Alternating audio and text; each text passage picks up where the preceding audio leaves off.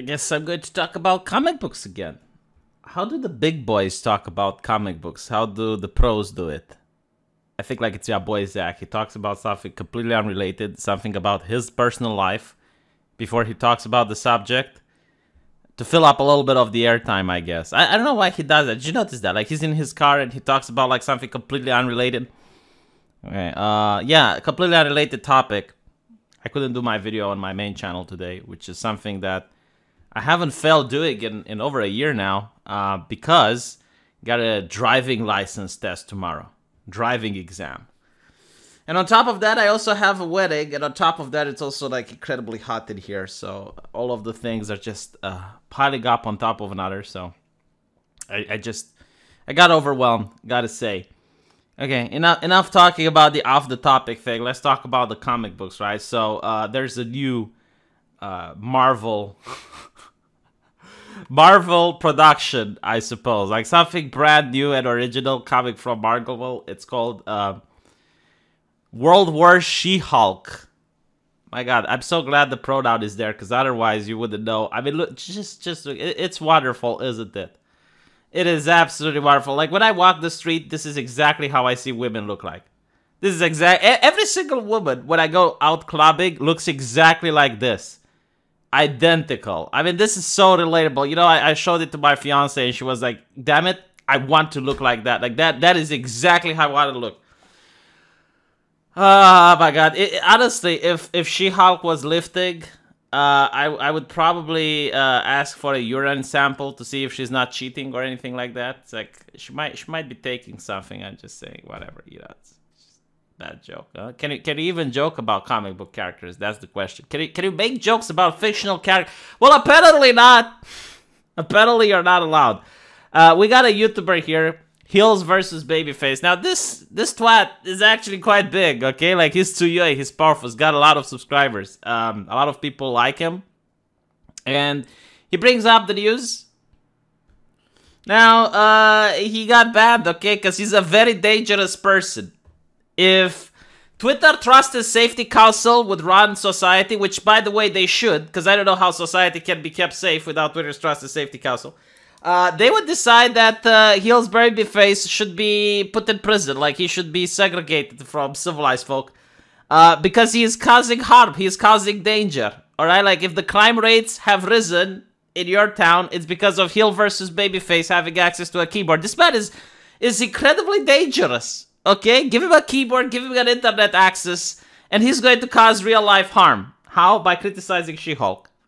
He actually said that all men must die, right? Now, the reason he said all men must die is because Marvel, in its infinite originality, they went with Winter Hulk is coming, which is obviously like a play on Game of Thrones. Because, like, these people aren't original, alright? Like, if you ask the author of Winter Hulk about gender studies, like, you would not be able to get them to stop talking. I mean, when it comes to critical race theory, they're an absolute expert. Like, I'm willing to bet like they could give you a seminar, hands down. Any person at Marvel, alright, you ask them a political opinion, like, they're even more well-versed on the subject than CNN anchors. Very opinionated. But if you ask them to draw a comic book, they can't. Okay? Like, what does our job at Marvel have to do with comic book? Like, we're here to manipulate people. We're not here to actually sell comics and make it entertaining, right? So they can't make entertaining shit, which is why they constantly rip off.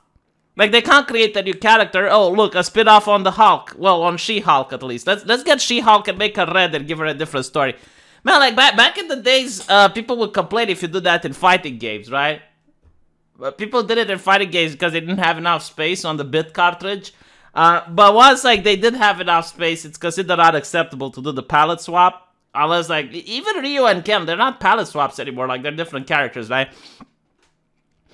But here is, like, yeah, so this is She-Hulk and ripoff. You know, red She-Hulk, I like the green one. Oh my God, so new, so original.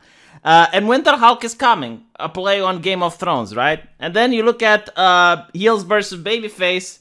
All men must die. It's like exactly what he says, you know, and it's kind of funny. But apparently, you're being suspended for being the violator. He has violated the Twitter's rules. I don't even think that I need to point out that Twitter is applying the rules a little bit unfairly. You know, like, some people get stopped for a broken taillight, which is what HeelvsBabyface gets stopped. I mean, do you know how many people said all men must die on Twitter because it's the Game of Thrones thing? Like, you can buy shirts with it, right? No one is protesting Amazon for selling those shirts. No one is trying to say, hey, you know what, like, that quote is bringing harm to society. You need to stop, you crazy person. No one is doing that, right? They probably know that HeelvsBabyface isn't doing any harm, which is kind of funny because his actual name, HeelvsBabyface, would probably be a little bit more offensive if we're offended at jokes. But they do this all the time. Like, I remember when they went after the Donald Trump for posting a meme where he took, like, the poster of some Indian movie and plastered his face on a warrior, and he's like, oh my god, like, Donald Trump is suggesting that he's going to go medieval on... It's just like, oh my god, you know, like, these people. It's so blatant what they're doing, right? But, like, the whole shtick is that now it's like, if you look at the progressive publications, they treat this as a win.